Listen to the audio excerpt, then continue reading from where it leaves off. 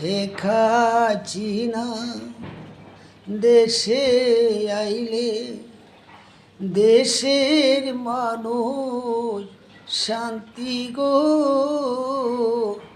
দেশের মানুষ শান্তি।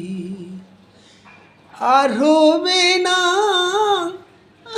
আন্দোলন গো, দেশের মানুষ শান্তি গো, দেশের মানুষ শান্তি।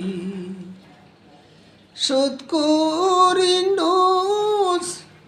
বানাইল দেশটারে ও শান্তি গো, দেশটারে ও শান্তি।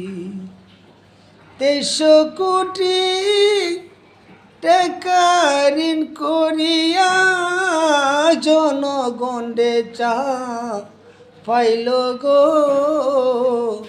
জনগণে চা পাইল।